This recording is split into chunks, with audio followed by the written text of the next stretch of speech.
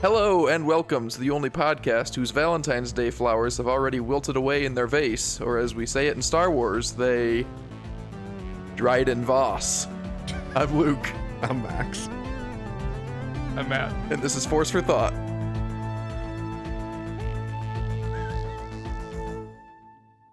Hello and welcome back. We're here to celebrate love in Star Wars, all things relationships, and I was really excited to do this episode, and I feel like you guys are both excited also, which is good, because after I thought about it for about 5 minutes, I was no longer excited to do this episode.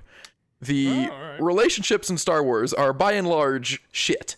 I have divided most of them into different categories of good to decent, and then shit, mega shit, and memes. So, starting with the good to decent, because let's start off on a positive note. We love love. We like all our heroes to be in committed and healthy relationships. Kanan and Hera was the first one that came to mind. Fantastic relationship. Love them. They got that mother-father role in the Ghost crew. They complement each other. They, pick each other up when they're down. They're just a very satisfying relationship to see on screen. Yeah. The ending, though, at the end of Rebels, the first time I watched it, I was shocked when I saw that they had a kid, because they really didn't start to hit it off romantically until the very, very end. So it's weird going back. All it takes is that one time. It's weird going back and being like, at what point in here are they doing it? Because they were definitely friends with benefits for a long time, it seems like. Exactly. I really want to be positive on this relationship because I'm going to be so negative on so many others. But when I rewatch Rebels, it is kind of jarring that, like, the first couple episodes, it's very clear that they're in a relationship together. And then you kind of forget for the next 2.5 seasons. Yes. And then the last episode before Kanan dies, they're like, oh, by the way, they really, really love each other. Don't forget that because it's really important. Did you ever read A New Dawn? That is the only jarring thing. I did, and it did not do many favors for their relationship, I thought. No, that's what I was wondering. I've never read it, so I didn't know if maybe they were in a relationship prior to Rebels, and it was like an on again, off again thing, or maybe it was just like a Jerry and Elaine type thing where, like we just are led to believe in their past they were an item, but they're not anymore. No, We're led to believe. In Seinfeld, they blatantly say that. Yeah. Therefore, we are led to believe. I don't take them for liars. I read that book like 8-9 years ago now, so it's been a while, but I remember my chief complaint was that it was surprisingly low on the Kanan Hera content. Like, I think Hera as a character is in it a lot less than you would think. It's mostly some other story. I forget what it is exactly. I know you said chief complaint. Can we just start saying eagle complaint for 2025? Yeah, Chiefs are dead. You're right. My eagle complaint. It doesn't feel that wrong also. The eagle is a pretty apex bird. Yeah. I mean, Kanan, I thought we were talking about bromances for some reason. I think was that the original text, and then I didn't scroll down more. The original text was a Valentine's Day themed episode, so I guess you can take that whichever way you want to. If you celebrate V-Day more with your bros or than with your hoes, I'm not here to knock it. But... Sorry, I was just wondering. But yes, Luke, that's a great call too. I do feel like you forget about their relationship for quite a bit of the show, because it also is like a kids show. Because you're just like, oh yeah, like they seems to be a thing, and I feel like when you look back at certain shows, you have like dumb kid brain where you're like, was I confused or something? But when you rewatch it or dissect it, it really is confusing, because like I feel like that's an element that like didn't test well or something. Because they're like, we shouldn't lean too heavy on this relationship, because like, I don't know, is there an element, do you think, where like Kanan is trying to like live like the Jedi still though, and not? No, I never get that. I think it's more just a structural thing, that it is a kids show, and so the focal point is Ezra / the kid, and it's weird to like really center around a relationship that's like the parent roles. Like, there are parents in shows, but it's not like really about their relationship, Yeah. Besides Modern Family, that does it wonderfully, but that's also Modern Family. That's different. Modern Family does everything wonderfully. I cannot speak enough praises to that show. Eagle quality show. Moving along in our list, I'll group these two together because I have similarly little to say about both of them, but can't deny that they are a solid relationship. Owen and Beru Lars, and Bale and Briha Organa. Owen and they that relationship, especially in New Hope, gives me a bit of the ick for some reason. That's got abuse written all over it for me. I don't know. That one freaks me out a bit. Oh yeah, that scene when Owen walks in and Beru is putting those really standard-looking vegetables like leeks or bok choy or something into a blender, maybe? I don't know. I get the vibe that if she wasn't doing that, she's catching the back of his hand at that moment. Like, I feel like she definitely needs to be there. I feel like they did a good job countering that, though, in the Kenobi show when they showed them, and it was like actually Beru who was more of the badass in that relationship when she was like the first one to grab the blasters out of their hidey hole or whatever. Yes, the Kenobi show. To rock a Go ahead. haircut like that, to rock like the Will Byers haircut, you have to be kind of a badass, I think, too. Especially in the Star Wars universe. That's Beru's haircut? Who's that person you said? From Stranger Things. Will Byers from Stranger Things. Oh. He's got the bowl haircut. Yeah, the Kenobi show did their relationship a lot better because Attack of the Clones also did not do it many favors. I mean, it's not the purpose of Attack of the Clones, but there could have been something. But I feel like George Lucas pretty famously, romance isn't his thing, which is fine. It's not everyone's thing. And that's very obvious with the Anakin and Padme romance, but it's also very obvious with the Bale and Briha romance, or lack thereof, because Leia's adoptive parents, when you're going into the prequels, it's like, of course they'll be in it. You got to see who those characters are. They're important senators and royalty of sorts. And it's like, yeah, Bail Organa is all that. And Briha's just not in it. Just didn't want to deal. Even though Briha is the one who's royal, right? Yes. Yep. She is the queen. But you can't have Jimmy Schmitz play a woman, though, so it only makes sense. They were like, it was originally supposed to be Briha, but they're like, well, we got Jimmy Smith, so it's just changing. Exactly. We got to focus on this guy. They're like, this guy's fucking huge, I feel right? like I know you guys are memeing to an extent, but is he a famous actor? I don't know him from anything else. Yeah, he's in everything. Oh. He's in Egg on my Dexter, face. He's in Sons of Anarchy. He's in The West Wing. But he's not a main character in any of those things, though. He is not. He's kind of like the definition of that guy. You see him pop up in everything, but I wouldn't say he's... I guess that means he's in everything, but I would say he pops he's also up in everything. Yes, but he pops up in like the best things. He's so good at popping up. Do you remember when he walked into that light in the Rogue One? That's a one morning shoot. There's also, I think he's in the original Law and Order. He's famous for like something that like really catapulted his career, and then he was just like in a bunch of a million amazing things, including Star Wars. Do you think? I feel like George Lucas is the kind of guy who would still say he's trying to get tail. Does that make sense? Like he's you'd use that terminology. Yes, and it's uncomfortable. Like, okay, like he's like a weird uncle at like Thanksgiving. I feel I'm like, ooh. Yes, I've said it before on the pod that my son Finn would have been named George if I was more confident that George Lucas was not a creep. I'm not accusing him of anything. I just have very little confidence that he's not a creep. I mean, honestly, good for you for even realizing that. I feel like some people would just defend George Lucas to death. And I'm surprised we aren't those people. There's a lot of things I will defend him on, and again, I'm not certain that he's a creep. I don't have a strong inclination. When you're naming your son after someone, you got to be damn sure, and I'm not. All right, moving along. Another good relationship from Jedi Fallen Order and Fallen Survivor, Cal Kestis and Marin. It developed a lot more in the second game, Jedi Survivor, which I do believe you guys did not play. But they're very wholesome. Their relationship is based on commonalities and similar situations, and they treat each other well. I almost want to get into the bad relationship so that I can really talk about how a solid relationship is such a high mark for Star Wars.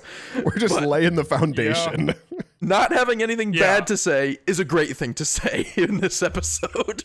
It's an interspecies relationship, much like Kanan and Hera. So, very progressive, very good for them. Yeah, that's true. Speaking of another interspecies relationship, we have Lando and L3. This one I'm a little surprised made the cut Yeah, I'm already wondering. I did not look at this list beforehand. Very interested in where you're going with this, Luke, but please continue. I mean, I wouldn't say I have much else to say about it. They complement each other well. We know they're in a relationship. Kira asks how it works, and L3 just says it works. And yeah, I mean, Lando and L3 are definitely having sex, right? No one disputes that. Yeah, but when you have a droid involved, I just feel like it kind of invokes the issue of free will and. Oh, but she has free will. That's what her whole character was about. They were very clear not to make it any sort of indentured servitude thing. Her whole character was based around that, and then she has sex with Lando, so it works. They actually found a restraining bolt on her body as she crumbled into pieces, and they were like, wait a minute, she was restrained the whole time? This is interesting. I've not thought about that. I need some time to process this element of this conversation. It's going to be that much more heartbreaking now during L3's death scene. That makes sense on why I rank that as one of the most impactful deaths in all of Star Wars, and you don't. You thought that relationship was a good one, more platonic. Yeah. I mean... Didn't we all rank it pretty high? Platonic. I ranked it very high. Beckett and Val, also from Solo, also a very good relationship. This one is a good relationship, dysfunctional couple, but they're good for each other, and it just kind of suffers from, obviously Val dying within 2 seconds of the movie, which, is this a healthy relationship? Now that I'm thinking about it, Beckett really does get over that very quickly, doesn't he? It's also just the fact that I think that they would trade on each other in an instant, but you said, it is, that trade on each other, they would if the ship's going down, it's every man for themselves, but I think that's the understanding between them and the crew. Oh, I disagree. I think Vel, Beckett, and Rio are thick as thieves. I think they're, although don't use that exact cut out that phrase, because doesn't that mean that they're not actually that friendly? What's that phrase actually mean? Isn't it we're friendly until the ship starts going down, then we'll cut each other out? I feel like I usually hear it in a positive connotation, but no, I think Beckett and Val they're sincere. I think they would stick together. However, I think once Val died, I just think Beckett moved on a little too quick. There was very little mourning, and I understand there's just no place for that in the story. It would have been weird if we just got a random 5-minute scene of him crying or something. So I understand I'm being hypocritical here, but in the grand scheme of things. Intercut Beckett's tears falling with the shower that Han and Chewie share. Or no, that's before that. He's against the wall. Yeah. That's the only reason that scene wouldn't work. Anything to stretch out Chewie and Han's shower scene. Yeah, anything. We are dying for more. And so, Matt, you are not looking at the list, but if you have any other decent to good relationships that you would brought up, now is the time, because now we're on to the shit relationships portion of the evening. I think I'm just going to go along for the ride. Again, I thought we were doing a bromance thing, which I was also going to say. I feel like bromance is a weird thing to say. You could just... I never know. Is a bromance a weird thing to say? I feel like it's just we're all above that, right? I feel like people saying bromance are the same people who were going into a bathroom and seeing the middle urinal and not going to it. What are we, children? That upsets me every single time I go to a public place and people are not using a urinal. It's their line is huge. Just go. Yeah, I use middle urinal unashamedly as well. Yeah, me too. Exclusively, it's weird. Insanely if you don't. I also use the short urinal. Do you guys use exclusively? If it's there, sure, but it's not preferred. You're slightly taller than me, and I don't prefer it. Yeah. The other day I was at an event though, and I was in line to go to the men's room, and there was the kids urinal was open, and I asked the guy in front of me, "Are you gonna go? Because I'm going to if you're not." And he said he didn't want to. Yes, I would do the same thing. I would go, whatever means there is. It doesn't matter. All right. Han and Leia. That's not getting angry at you. That's getting angry at social situations where people are, again, children. That sounds like a very specific social situation that you just recently found yourself in, though. This is top of mind. No, I find myself in these situations all the time. I'm just do a thing. You started working from home just as soon as you had a son. Taking up the bathroom again. You're nowhere is safe. Anyway, sorry. But that is the main thesis of our podcast as a whole, is to hold up a mirror to society and ask why. Yeah. Han and Leia. That is the money relationship, I'd say, in the saga, and it is just not good. I don't like any part of it. First off, Han is 10 years older, which isn't exclusively bad, but he calls her twin brother kid. And then it's like, if he's too young to be treated as an equal, then it kind of seems like she should be too. No, that one doesn't bother me. That one's just a power move. Okay. Yeah, that's interesting. I've never thought about it in that regard. But I also feel like this is, I would say, I don't want to say as problematic, but the same thing with Solo is just like these. I don't know. It's an interesting love story. Is like I like how that they're both bullheaded, but obviously it doesn't work out in any sort of way. But anyway, good. Continue with your.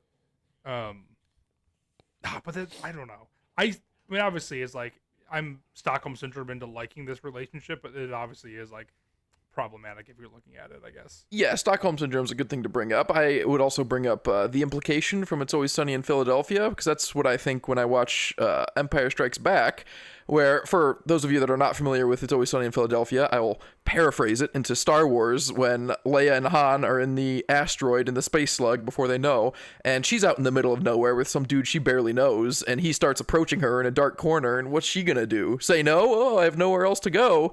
And she can't resist because of the implication. And I don't love it. This is not the avenue I thought this relationship was going to go down. I have other problems with this, but this one, come on. It's Leia. She is the most self-sufficient, stubborn person in Star Wars. That's true. And I was stretching a point to really fit my narrative that the Leia is too young for him. It is sort of like the mileage and not the years, where Luke is a kid because he was a farm boy and has never been outside of Tatooine, and Leia is very traveled and experienced and stuff. So that's not as much of a problem as I may have let on. But generally speaking, their relationship, I still don't like. But it's never a good sign when you have to say, "Oh, she's very mature for her age." Exactly. Yeah. But I don't think Luke, the age difference is that big of a deal, because I don't think Han genuinely sees Luke even as an actual kid. I think that's just him being folksy and dominant. Yeah, it's more of a slight than anything else.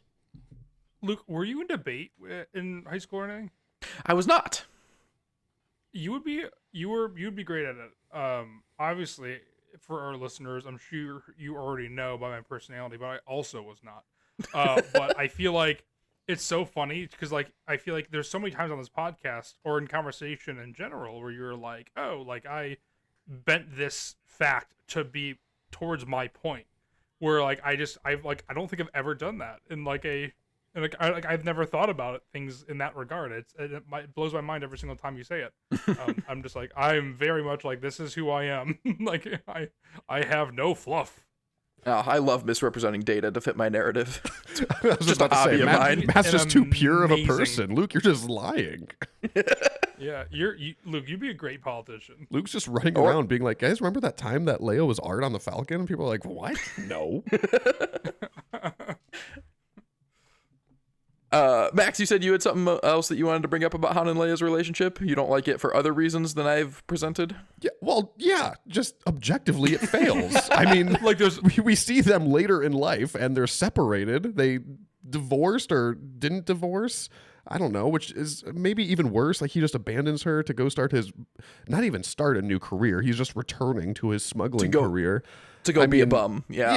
Yeah. And I mean, we don't know too much of the full timeline of Kylo Ren and Ben Solo and when he fell and when exactly Han and Leia split.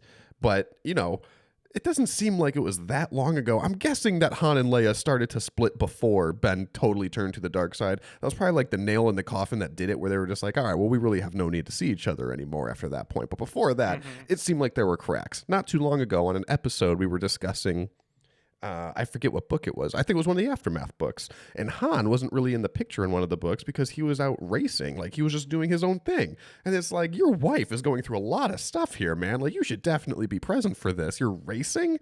And, like, that is like, okay, well, maybe that's like a better outlet for him than what he's used to of smuggling. But like I said, like we see where he ends up in life. This is an objectively failed relationship.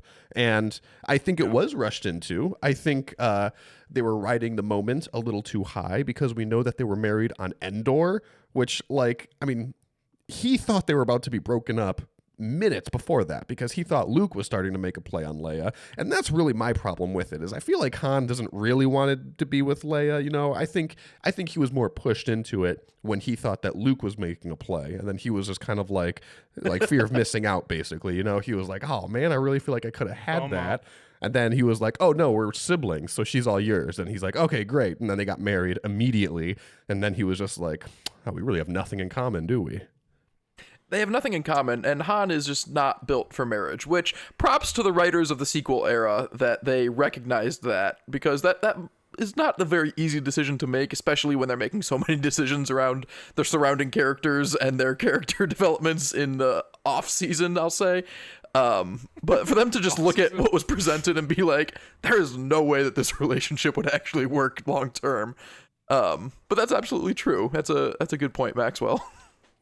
It's a massive bummer though as well. Like I think there's a element to it where I talked to our friend of the pod, Josh Van Der Zijn, a lot about this too, and just like in film and stuff, is that there's like this really negative connotation around, or this weird feeling of things aren't going to work out if you your favorite characters, or like just it's just depressing later on. And everything can't necessarily work out because it either has to be the characters mess up or the situation gets messed up for the characters to go on especially when you're doing like a sequel. And so it's like they obviously chose, basically everybody kind of chose that the characters would go on these journeys, except, you know, like instead of even anything happening to them. And it's like, it is a weird aspect that I actually don't like necessarily in Star Wars either.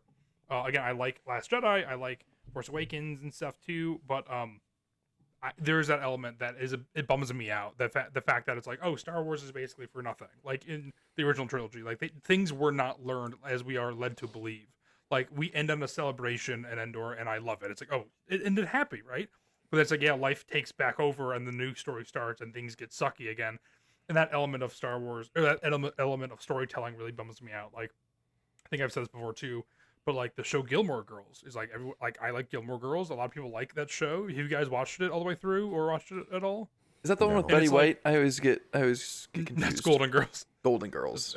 Yes. The Gilmore Girls is with Lauren Graham, and like the daughter Rory is like the entire time she's like a super smart kid, blah blah blah.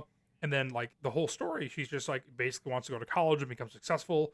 And then she's like doing it, and then the sequel picks up, and nothing has happened with her life. She's like an intern somewhere. She's like 30-something years old, and everything sucks. And I'm like, that's just such a bummer to like rewatch the show and be like, all this leads to literally nowhere. Like she could have been doing nothing. The show could have been nothing. It's like it just is a weird, depressing aspect of life. Well, there's a way, not to get too far down, there's a way that it could be done, right? Because obviously it still can. So I'm not like shitting on the sequels by any means, because I like the sequels. But I think that in something like Star Wars, it is unique in that they basically know going into it, like, yeah, we're going to have hundreds of books, comics, video games. Like we can fill in this 30-year timeline pretty extensively. It's just going to take us a while. So we can see more into that relationship, find out more exactly of like the nuts and bolts of their relationship, and find out why it failed and all this stuff. The problem is that when The Force Awakens came out, obviously we didn't know any of that, and it was jarring because they could have not identified that issue, like Luke said, and they could have had Han in a relationship. And I think that probably could have been a more interesting dynamic to take if they were in a functioning marriage or something, and they just had to kind of grieve the loss of their son together, and Han is just removed from this lifestyle that he was once in, this smuggling, more rogue racer type, and he's being drawn back into it in The Force Awakens. I think that's what they should have done, and I think there's still a way to do that while still telling the main story, because the problem with this off-screen change, like, yes, it is a bummer that like all this happens, but the difference between this and Gilmore Girls, like I said, is that we can go back and we can kind of see it, whereas in Gilmore Girls, it sounds like it just kind of happens. But in The Force Awakens, he basically reverts to exactly how we saw him in A New Hope. And that's what bothers me, because a lot of people say that The Last Jedi assassinated Luke Skywalker's character, and I completely disagree. Again, he's another character who, similar to Han, has completely changed since the last time we saw him. I shouldn't even say that for Han. I just made the opposite argument, that he didn't change at all. He reverted completely back to A New Hope. Luke completely changed. But that's normal for what happened in that 30-year time frame. And in The Last Jedi, they actually addressed what happened in that 30-year time frame that did it. That makes it even more, reasonable. Plus, the fact that, like I said, they're going to go back. They're going to be retelling these stories. They're going to be filling in these gaps. They're going to say exactly what happened to Luke, exactly what happened to Ben, when they left, how that impacted Han and Leia's relationship and all this stuff. But I think that by... I forget how Luke phrased it, identifying that relationship as like never working or anything. I think that's so much worse than had they just said, okay, no, this relationship's going to work, because I think that's more intriguing. I think then we want to go back more and find out more about this relationship and how Han has completely changed from this rogue scoundrel to a supporting husband of a member of the Senate. I guess she wasn't a member of the Senate at that time anymore. She was more focused on the resistance, but the same thing, a diplomat or whatever you want to call her. Warlord seems a bit extreme. Politician is appropriate, but she's not really whatever. If they went that route, really, though. Warlord just had a negative connotation, but Leia was a warlord. It does. No, I don't like that, but I'm not prepared to talk about it at this time. All right. We'll save that for another episode. If they went that route and did have Han be a loving and faithful husband, it would have been a lot harder for them to remake A New Hope, which was their big to remake A New Hope plan. They didn't. I'm just saying that might have influenced it also. You're right. There's a weird I'm just coming to this revelation a little bit now, and then I think this is what we do, the Star Wars podcast. Maybe people will be like, "Oh, you're dumb," which is fine. But I think and it makes sense. Again, it's kind of a casualty of doing a sequel as well and introducing new characters. But it is one of those things where you have to make a sacrifice for the characters over the story, and they want to introduce these new characters, obviously in Force Awakens. And I think that they, unfortunately got to suffer a little bit, like you said, like Han, or specifically Han and Chewie. They were like, okay, well, what's going to make this fit in this story right now as fast as we can, because they're not as important in the story. We need the story to be about Rey and Finn and Kylo. So it's like, okay, these characters are important, but they're also just kind of in the same way a bit of an afterthought. Yeah, that's a good point. It sounds aggressive, but no, I like what you're saying, because the story is about Finn and Rey and Kylo, and we still want Han to be a part of it, and it would be hard to catch the audience up on a lot of character development that he had in the off season, and it's just easier to drop him in at the same place that we're familiar with him at. But I feel like it would have been easier to have him stay in a relationship. I feel like there was more character development they had to catch him up on. Yeah. I mean, I think maybe that's part of people's problems, though, is that it is so jarring after, you're not only living with these characters on screen for so long, but then you're also separating so much time. And, we're spending, how many times did you watch, the original trilogy between when when you were a kid, basically, until the sequels came out and you saw these characters again? It's a long time. So I wonder if there's an element as well with that, where you're like, oh yeah, maybe we should have, maybe treat these characters a little differently throughout. The last thing I want to say about Han and Leia's relationship, and I want to be very careful with the way I phrase this, because I love the moment and the scene and everything about it. But looking at it strictly through a relationship and romance lens, the "I love you, I know" scene is just an atrocious move as a romantic partner. Like, if she goes home and tells her girlfriend, "Oh, I told Han I love him," and she says, "Oh, what did he say?" "He said I know," and then got frozen in carbonite. It's like, fuck that guy. Yes, that is the equivalent. You're right, but that's exactly the point, though. Yeah, and I like the moment, and I like it for Han's character, and I like it. It's a badass moment. But just as a relationship, ill-advised. The whole thing is like, I feel like they had like a Las Vegas wedding. I feel like they got maybe like a bit of a shotgun marriage. Who knows? They did on Endor. They didn't even leave the planet. I do believe like, you know, I there's no way this has been explicitly stated in canon, but I'm pretty sure with the timelines, I think they might have even conceived Ben on Endor, like rather immediately, and so that also really locks you in. They were just riding high in the moment. I told you, the whole thing was rushed. I think they would have broken up in a couple of months had you just let that relationship play out. But obviously, that doesn't make for as good of a story. Especially from Han's perspective, because at least Leia spent a year trying to save him from carbonite and thinking about him constantly. From Han's point of view, I won't say coerced, but he romanced Leia and then got put to sleep, we'll say, for a really long time. They were together for like maybe a week on Cloud City, and the asteroid stuff. That's generous. I don't know what that time frame is exactly. But then he wakes up, and then they're together for like another 2 days, and then it's the end of Endor, and now they're getting married. That's a pretty rapid development for him. And before going into Carbonite too, like all the scenes with them on Hoth, they were pretty toxic with each other. Yeah. It's the love-hate, though, you know? It's a fun love-hate relationship, but in terms of like friends to lovers, it's more like enemies to lovers, which is still fun, but we would need, I don't know. Overall, the Force for Thought gives the Han and Leia relationship, as a relationship, 2 enthusiastic thumbs down. Yeah, I guess. I mean, it's not a relationship to model your own after, that's for sure. But I will say this, to anyone who hates on the sequels and anyone who brings up that specific plot line of Han's relationship with Leia, I would encourage them to go back and rewatch the original trilogy and tell me that that's not exactly what would happen. That's a big takeaway from this as well. Here's another thing, though. Do you think that, I've never thought about this aspect necessarily either, but do you think that Ben and Rey have a similar toxic relationship, and it is kind of just built into him? It's like, you know, kind of the product of divorce almost, where he is kind of doing the same thing with Rey, but he's almost forcing it upon her in a weird way. You know, take my hand, do this, we could rule together. They barely know each other, and yet he's over here kind of doing the same thing that his parents were doing.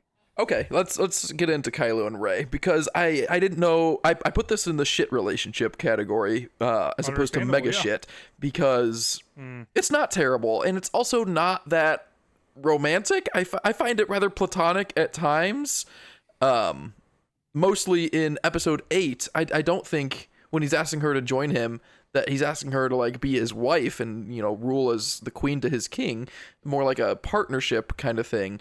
And then still in The Rise of Skywalker, which baffles me, because it's one thing to flip-flop from movie to movie, but I feel like the first half of The Rise of Skywalker, it's still not that, you know, sexually charged or romantic. And then even as they're kissing, I'm still scratching my head, like, is this romantic? Are they a couple?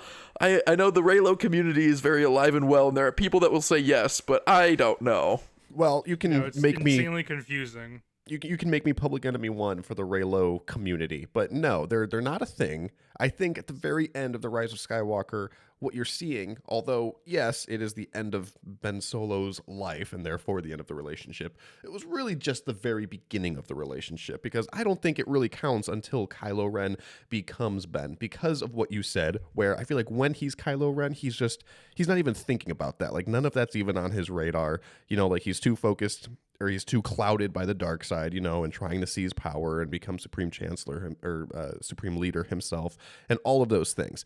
I think that what we see at the end of The Rise of Skywalker is just a small glimpse of what could have been. It's kind of like, look, this is what might have happened had Ben Solo not fallen to the dark side, but he did. So it was kind of like the beginning of a tease of something that could have been, as opposed to a resolution of a will they, won't they relationship. I don't think it was ever a will they, won't they relationship throughout any of the movies, including The Rise of Skywalker, until like the last hour.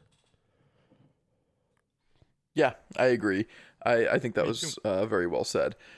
While we're on Rey, which is why it's more confusing to include it. We can also talk about Rey and Finn, which gives a little bit more credence to the Rey and Kylo relationship, because an important part of marriage, I'll say, which is not the exclusive route to successful relationships, but till death do us part is impactful, and I won't say it's explicitly canon again, but I am very confident that Kylo and Rey have never been romantically involved with anyone else in their lives other than each other, and Rey may very well be after the events of Episode 9, but I think that is the most action either of them has ever gotten in their lives.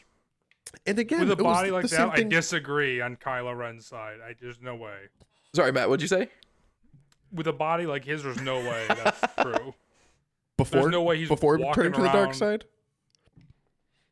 Yeah, honestly, probably both. He was, probably after Turn to the Dark Side. I think before he was like a good little like Catholic boy type, and then I think he was just raw dogging it when he went to the dark side for sure. So I know he's not a Sith Lord, so don't take me too literal when I say this, but I don't imagine a Sith Lord hitting up the dating scene very seriously. I think if he was not seriously, was in but any relation, exactly, not he's not looking for he's just dating. smashing. That's what I'm saying. Yes, I think he has other priorities going on. I think if anything, it would have been before his fall to the dark side. But I think before then, he was sincere about wanting to be a Jedi. And we don't know exactly what principles Luke was continuing in regards to the Jedi Order when he started his own order. But we are led to believe that it was very similar in form because he calls it a new Jedi Order. And we know that it fails because it's the exact same thing as what it was before. So presumably, he kept the whole chastity or purity thing or whatever you want to call it with the Jedi. So I agree, Luke. I think there's a strong implication that none of them have ever been in any sort of relationship with anyone before, which is why, again, similar to Han and Leia, this was just a moment type thing. They were just in the moment. They just defeated Palpatine. They are looking in each other's eyes. They're sacrificing each other for the other one back and forth a million times. That was an edited scene. It actually happened like a million times in my head, at least. But again, it's just in the moment. And they were just like, oh, this would have been a nice thing. Dead. And I think that's kind of the extent of it. I don't know. Yeah, Matt, you kind of convinced me now. I think that Kylo was getting it pretty regularly in the time in between joining the dark side and The Force Awakens. Because, Max, you said that he's got like a lot else on his plate, but he doesn't really. Like, he left he attacked Luke and left the New Jedi Order and killed his classmate Vo, and then met up with Snoke and said, I'm gonna train with you now. And then after that day, he kind of just sits back and is like, I don't know, big picture now what, but like small picture, like tomorrow what, hit up the dating scene, I guess. Yep. And there's the element too with Rey. Let's not forget her, where she is a lonely person on a planet, and all of a sudden she's exposed to this big galaxy. She's exposed to this big galaxy, and I feel like there's experimentation going on. Man, there was like 7 jokes I wanted to say within there, and I let them pass, and I'm glad I did. I'll take it from here because it'll segue nicely into our next couple. But I think with Rey, she was definitely alone forever on Jakku. And then she left Jakku and met Finn. And I think she really likes Finn in episode 7. And then in episode 8, she still really likes Finn. And then, because that's only like 2-day span across 7 and 8. And then they get back together, and there's that moment of Finn taking care of Rose on the Falcon. And Rey looks over kind of sad. And I feel like Rey was in her head, like really romanticizing this relationship with Finn. And then as soon as she sees that, she just looks away and is like, okay, never again. One and done for her. Had her heart broken.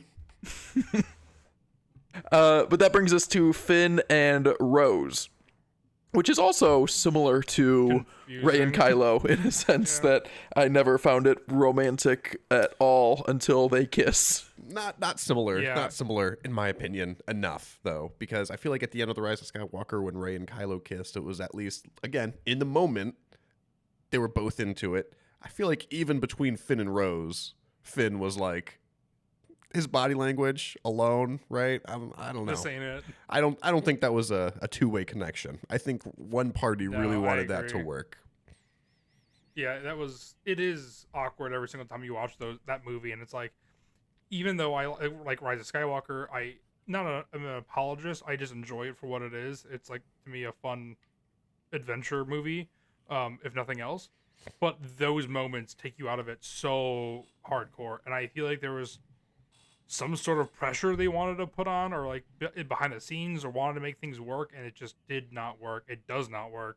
It's the Raylo thing is still confusing, obviously, like we talked about, but like the Finn and Rose thing really is nonsensical to me. And it hurts my brain every single time I see it. Well, real quick, The Last Jedi is a lot more than just an adventure movie. It is one of this podcast's favorite Star Wars films, mind you. So we do hold it in pretty high esteem. I said Rise of Skywalker as well, so that...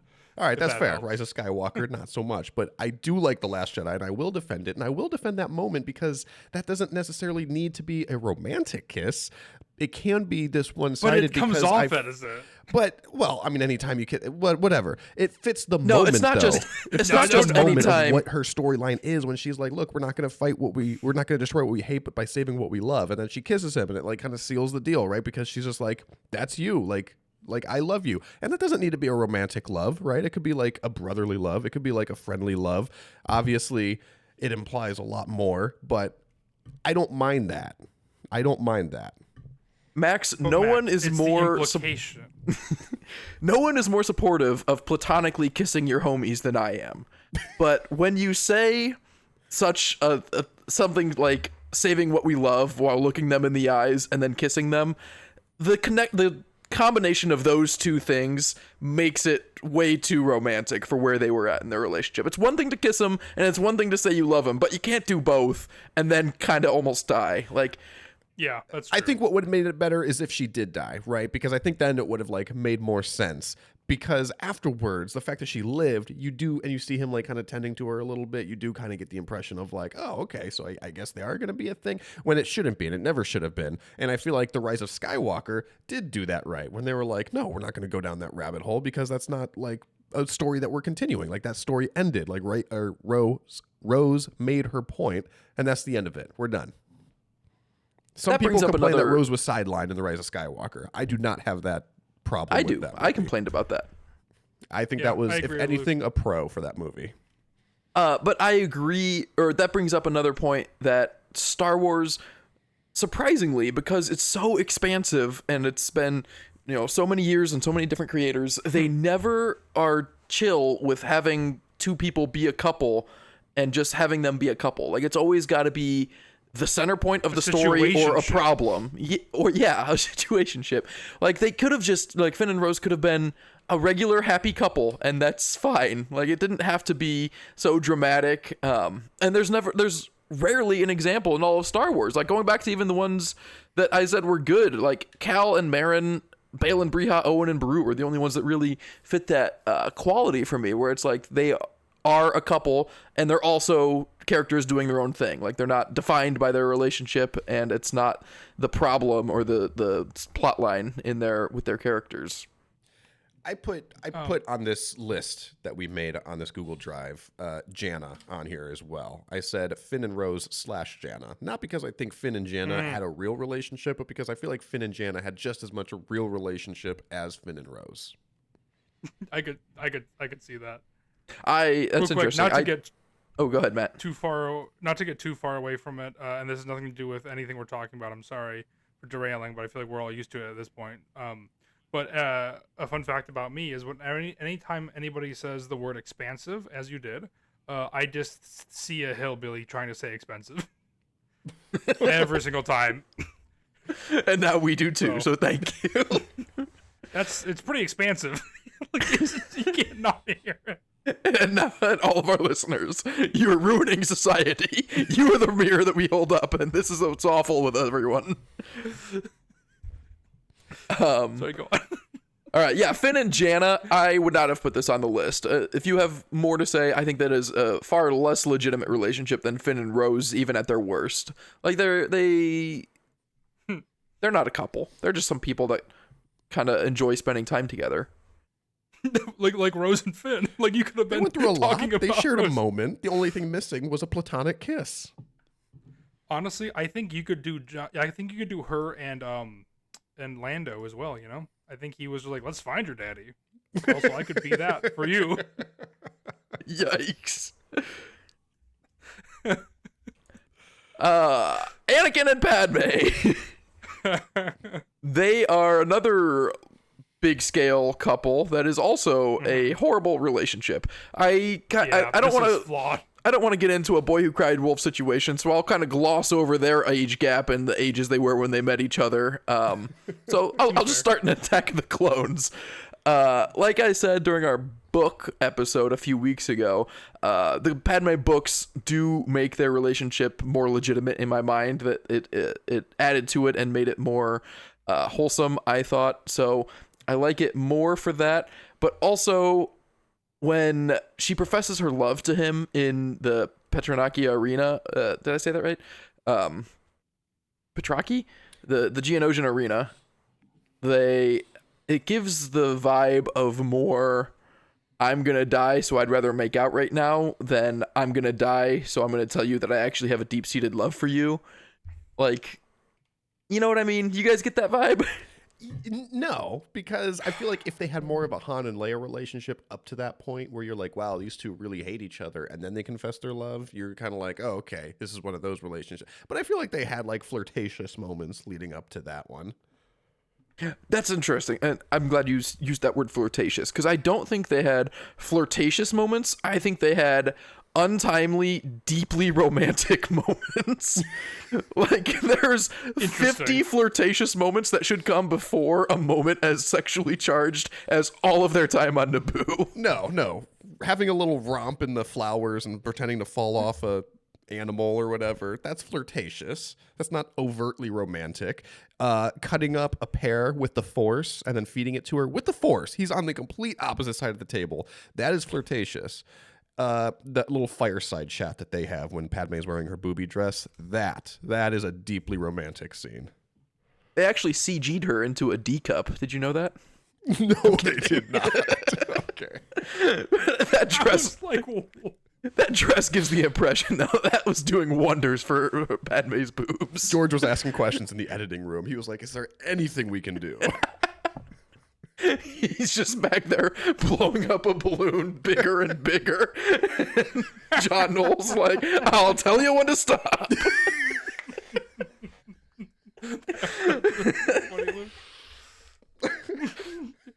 To be in the mind of George Lucas, you know? And again, there's no way that didn't happen for George Lucas. I will say one positive thing about this relationship. Well, I'll say a couple. One is that they did have quite a bit of time pass between the moment of confessing their love for each other in the Petronaki arena, as Luke said correctly, and getting married on Naboo, because Anakin has his arm cut off. He gets a robotic arm. They travel to a whole other planet. I assume there was an extensive debrief after this mission, so I have to imagine a lot of time passed for them both to consider, and them like, okay, yeah, we're serious about this. We're going to get married, especially because Anakin's a Jedi. She's a senator. Don't even get me started on those duties about how hard that relationship is to work out. But I feel like the Clone Wars also, it does a good job of getting into the relationship a little bit. And it's really nice when you see the kind of behind the scenes in the Clone Wars TV show and you're like, oh yeah, this is like the heyday of their marriage here, right? I mean, this is, well, I guess it's kind of the only period of their marriage that's positive, because then we get into Revenge of the Sith, and for obvious reasons, the relationship takes a quick turn downhill. But before that, there's some lights of hope in that relationship. I was not considering this until you mentioned it, but what is the timeline like, you think, between the Geonosis battle and them getting married? It's unclear. They at least go back to Naboo, and we know that it was a plot point that Geonosis and Naboo are very close to each other. Do you think they went straight from Geonosis to Naboo? Because also Anakin has a shit arm that he gets a better arm later. So is that just like a field medicine kind of robotic arm that they gave him on Geonosis, and then he goes straight to Naboo, gets married, and then goes back to Coruscant? Because if so, we're talking only days of the robotic arm. That's a good point. I have to imagine the debrief had to have been pretty quick. I don't think the Geonosis arena happens where like all of these Jedi die and they're just like, all right, we went through a lot. Everyone take the weekend off. We'll reconvene on Monday. I feel like it's like, okay, everyone back on Coruscant now. I would say a week minimum. I'm also trying to think about how Obi-Wan, Mace Windu, and Yoda having that conversation in the council chambers. When Yoda says it's not a victory begun the Clone Wars have, they had cleared out all the chairs. So was that because they were restructuring everything and that there was like a big hiatus and they were like, hold on, we need time to get our ducks in a row. New chairs. They all walk into the council and Yoda's the only chair there and everyone's like, what the fuck? And they're like, yeah, we really didn't think that was going to go that well, actually. We got to talk to somebody who was an adult during 9/11, I think, to really get a full grasp of what that was like. You know, like we were just kids. I guess that probably is the closest equivalent to Geonosis. Right? And I also feel like there's the same thing where, like, the chairs, for example, you could have ordered before and it was just bad timing. It's like, fuck. That's a bad look. Or maybe it was one of the council members that did that. It was Coleman Trevor ordered new chairs, and then they just showed up, and everyone's like, I didn't do the chairs. Do you guys do the chairs? What are we going to do? Is that important right now? But yeah, Anakin and Padme, obviously very poor end to their relationship. Basically everything in episode 3. I mean, I know Anakin has a lot of responsibilities as a general in the Clone Wars, but boy, just when she says, I want to have the baby on Naboo and I can go early and fix up the baby's room and we can leave it all behind, I'm just like, yeah, let's do that. Like, if you, it's hard to imagine being that important to galactic politics and war, but boy, would I take that deal if Natalie Portman asked. Still? Moving on to Vel and Cinta from Andor. They are also a pretty bad couple. And I guess we can talk about. I put Marin and Mon and Perrin in the mega shit category because they're even worse. But it's not fair for Andor. It's a dark story. No one's gonna have a happy-go-lucky relationship in this show. Everyone's made to suffer in this show. It's damn good storytelling. We love it. Yeah, we do love it. Obi-Wan and Satine. Here we go. I'll let you guys take this one. No. Recency bias because I'm working my way through Clone Wars again right now. But what a great relationship. All right. I mean, they don't end up together. It's a what could have been type thing because we know that Obi-Wan and Satine had a little thing when Obi-Wan was stationed to Mandalore years ago. I think he was there for like a year or something, he said. And they kind of had a relationship, but then he had to go back to the Jedi. She had to go back to her own thing. And then obviously a lot transpires during the Clone Wars. Satine is murdered by Maul right in front of Obi-Wan. And with her dying, or no, I'm thinking of a different scene. Earlier, she tells Obi-Wan, she said, had you said the word, or Obi-Wan tells her, had you said the word, I would have left the order for you. So they definitely could have ended up together if they wanted to. Also, honestly though, a terrible relationship there because that means you can't tell your partner what you really want. So I don't know. But they were never a relationship. They were only what could have been a relationship.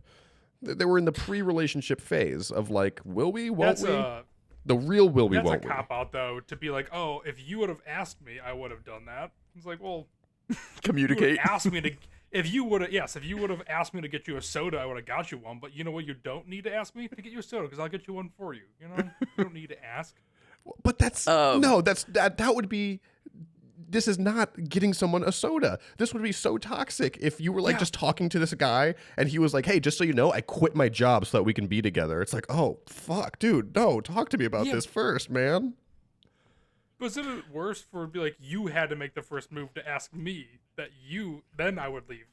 So it's like so much pressure on her to be like, it's not a one-time conversation. It would have been an ongoing series of conversations that they both would have had to have made a little concessions in. Yeah, I don't know. What was the quote again? The quote doesn't matter. It was just a segue. That's it. That's interesting. Now, if I mean, I'm I don't know. No conversation this episode. I'm just tacking on every little note. We already joked about Sunny once in this episode, so again, this is like the It's Always Sunny episode when Rickety Cricket, doesn't he leave the priesthood for Dee, and then at the very end she's like, "Oh no, like go get that back." Like this was never. That's why. Yeah, they would have to talk about it, and I don't know whose responsibility it is to bring it up first, because I mean, you just got to be in a very trusting and very communicative relationship to either say, would you ever leave the Jedi Order for me? Or, hey, if I left the Jedi Order, would you be with me forever?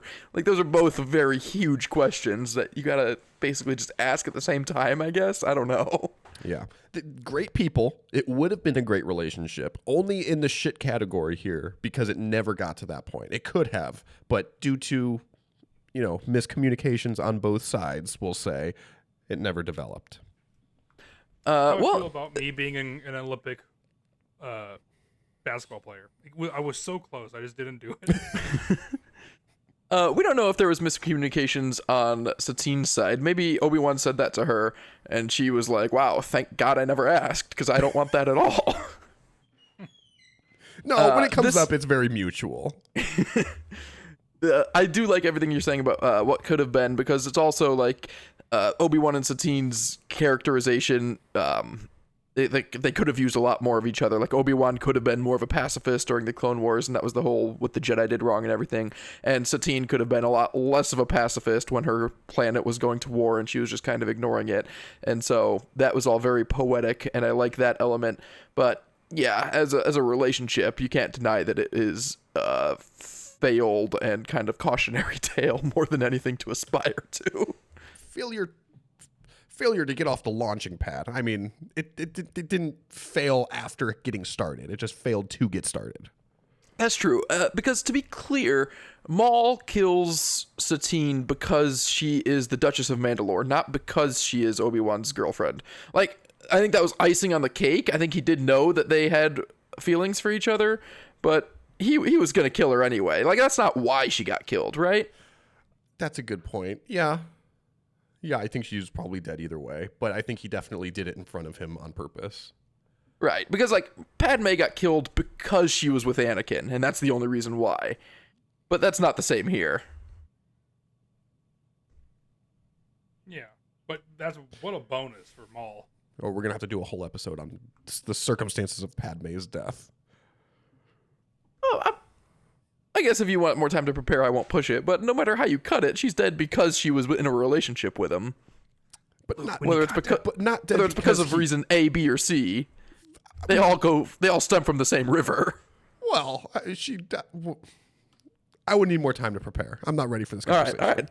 I've been there before. I will move right along. He lightly chokes her, but she doesn't die directly because of him. She dies indirectly because of him. We will cover it later. Poe and Zori. Max, this is another one that you put on that I would have omitted. They make eye contact that one time, and I will admit it is kind of sexually charged, but I don't think this is a relationship. No, I just really like that moment at the end of Rise of Skywalker. That's funny. That is fair. Were you thinking about that moment when they make eye contact? Because I really like that moment.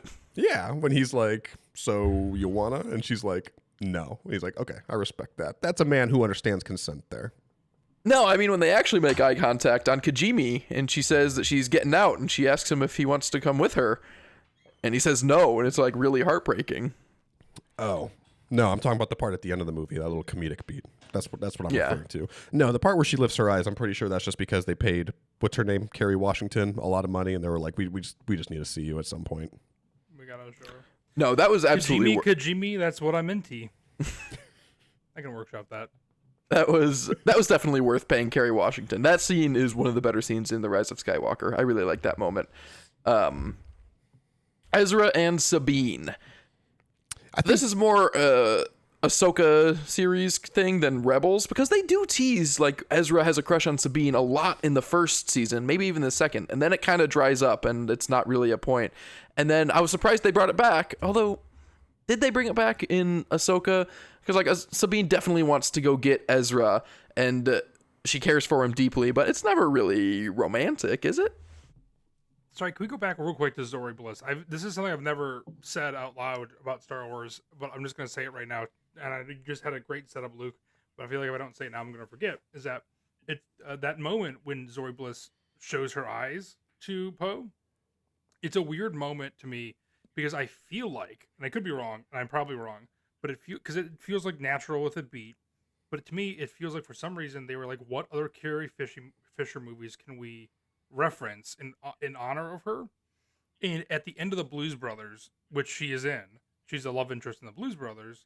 At the very end of it, Jake, John Belushi, takes his sunglasses off for the first time to show Carrie Fisher his eyes to let them pass. Kerry Washington. It feels like no, Carrie Fisher. Carrie Fisher is also in the Blues Brothers with Kerry Washington? Kerry Washington is not in the Blues Brothers. This is just Carrie Fisher. Oh, okay. I'm sorry. I misheard you. Yeah.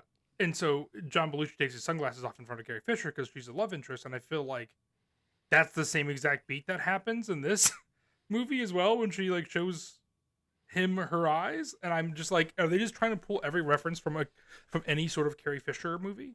Having only seen Blues Brothers one time, I would need to know more of the specific circumstances surrounding this moment. It sounds like a stretch that it's very similar. He took off his sunglasses, and in this moment, that was making a Blues Brothers homage. But it was right before Carrie Fisher's death, so I wouldn't be that's what I'm saying. overly surprised if they were trying to make these connections, but I would need to know more. Well, like, did he say anything? Like, was the conversation like, I'm getting out of town or something? He does say something, but I gotta look back what it is. I agree this is a stretch. No, you haven't seen Blues Brothers? I haven't seen Blues Brothers, but eye contact is kind of a natural thing that you can't like. No, it's the trademark. They do the same thing in Mandalorian too, when Mando takes off his helmet to look upon Grogu, and when Darth Vader specifically says he wants to look at Luke Skywalker with his own eyes. I think Blues Brothers is making a Star Wars reference. No, Blues Brothers came out before. When did Blues Brothers come out? 1980. Returns 83. It's really just a reference to. All right, so what would it have been? Like the Wizard of Oz? When's the first time characters make eye contact? Because it's all just homaging that. Not Wizard of Oz. Homaging eye contact. It's the oldest movie I could think of. Oh, 1930 something? 1932? But back to Ezra and Sabine. What do we think about them? Are they going to get together in season 2 of Ahsoka? I wouldn't be that surprised. I wouldn't either, but I really hope not. I put this one on because I kind of wanted to test the I think I put this one on. I wanted to test the waters to see where you guys were on this. I really like the sibling dynamic that they have, so I really hope that it doesn't turn romantic. If it does, I'm probably going to eat it up, so it doesn't really matter. I hope that it doesn't turn romantic because I want Sabine and Shin Hati to develop a deep romantic relationship on Peridia before they get back. But that's that's not really the Ezra and Sabine. But that brings us into Sabine and Shin Hati couple, and I like that one. Yeah, this one plays real well into my fan fiction. I think that they have a similar amount of sexual tension in that lightsaber fight as Poe and Zori Bliss do on Kijimi, and I also really like that scene. I think there is absolutely none, but I really love the memes about it, so I'll encourage it. All right, that is all of our shit relationships. Now we're into mega shit, and we already talked about Mon and Perrin, and now we have Kymir and Osha, which I do, as much as I defend the Acolyte, this is not one of the things I defend in the Acolyte. we talked before about how Leslie Headland had said that she wanted Kymir and Osha to kiss in that last scene when they're looking out at the sunset, but she didn't think that they had established that much of their relationship yet. And I was like, yeah, good call. You didn't. It's weird that they held hands. They have, like, she looked at him naked once, and then that's kind of it. That was Leslie Headland's relationship. That was Leslie Headland's one contribution to the Acolyte. She saw that scene and she was like, maybe we peel it back a little bit. Or she was going the opposite way and someone else peeled it back and she was like, now kiss. And the director's like, no, don't kiss. And she's like, no, kiss. Yeah, I agree. Very rushed. I remember finishing the Acolyte and with all of us present in the room and having a collective, what? That's weird. And now we have the category that I consider just memes slash other people Max wanted to talk about because I didn't add any of these. So let's go ahead and start with Jin and Cassian. Yes. They're just friends. Done right. The hug. Now, this is where Star Wars can take some notes, people. Just hug it out, all right? Rose, you don't need to kiss Finn. Just hug him. Same thing with Chimera and Osha. You know, I think the hug would have been appropriate. It would have solidified that it was nothing sexual. Because a hug is very unsexual, right? I feel like that's not a good sign of things are going, right? Well, that's interesting with the Chimera and Osha thing because a hug is less sexual than a kiss for sure. But I feel like in their position, it's just like sexual attraction and not like personal romantic attraction because they're so like committed to darkness and all of that. Like, I feel like if they did kiss, it would not be like a relationship thing. It would be like, I don't even know. Purely Am I making sexual. sense? Yeah, purely sexual. Whereas a hug would be more intimate than a kiss would have been in their situation. But the Jin and Cassian relationship, I give it a 10 out of 10 for what it was. For not being a relationship. They walked that line super well. They're definitely not each other's Valentines this year. Well, they're dead, Luke. Baze and Chirrut. I see you were on just a kind of a track. Yeah, this one, there's definitely something going on behind the scenes there. Really? Chirrut? Is that what you said? Oh, yeah. Yeah. Is it because Chirrut is blind and he thinks Baze is a hot girl? Well, he has long hair, long so hair. it's very confusing for him, yes. That's going to be crazy when they start making out and he feels the beard. And a busty chest plate. So the line in Blues Brothers is the scene is they're underneath the tunnel and there's the Nazis on top, and so he says, There's Nazis in Blues Brothers? "You have to watch Blues Brothers." Yeah, it's a great movie. I feel like everything I'm telling you is crazy. Aren't they just musicians that wear suits? Yes. Yes, but they're really also Catholic. They're also raising money for the orphanage that's about to get shut down. And so the Nazis are trying to stop for them? the nun. Yes, because they push the Nazis off the bridge. Basically, the whole movie is them like going through to get money and just screwing a bunch of other people over. And at the end, it's like the military, the Nazis, this country band are all after the Blues Brothers. Which is the funniest part is that they're stealing money to save the church, which is like the dumbest thing. Anyway, so the scene is he says, "I'm going to the venue. I need a passage through the blockade. Any car will do." And then he takes his sunglasses off and says, "Want to come with me?" That is very Ooh. similar to Star Wars. That's the exact same line. That is not what he said. Okay. I was like, no I just fucking have way. I was about to 180 so hard. Like, yeah, they were homaging Blues Brothers. I have the script up, or I have the scene up from Rise of Skywalker. I just replace a few words to make it less Star Warsy and more Blues Brothers-y. Anyway, sorry guys, long con joke. Din Djarin and Bo-Katan. No, not Grogu. You sicko. Din Djarin and Bo-Katan, not a couple, right? They're not getting together. But I hope so. That'd be good. Really? Nah, I don't know. I think that'd be weird. You think? Bo-Katan gives asexual vibes. I think of her as an incredibly non-sexual being. Well, that's because we're not seeing anyone in any sexual context. But like all these people have desires. No, you just see her, she's the head of the house and the King of the castle, defunct leader of Mandalore. The last that we saw her. Again, she's another politician. She just has a lot going on. It would be weird if we just saw her in a random sexual context in the middle of the Mandalorian. But I think there's. You don't need to see people in sexual contexts to know that they are sexual people, that they have sexual charisma. Kit Fisto, for example, is never in a sexual. He doesn't have a sex scene or any romance, but he gets it. There was a. I mean, Max, you're a busy lawyer and you have 3 kids.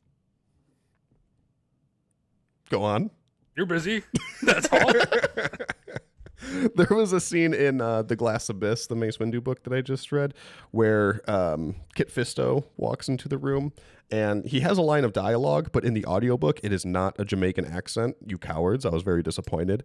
But they were also describing Kit Fisto. And at one point, he says something, Kit Fisto, known for his long head tails and winning smile. And I was like, oh, this author likes Kit Fisto. There was also no reason to include him. They just needed a Jedi in the room. That's just the most accurate way to describe him. Yoda and Yaddle. I am interested in talking about this one because we don't think they're siblings, right? And for a species as rare as they are, it's kind of it's irresponsible of you to not even consider starting a relationship with another person that matches your species, right?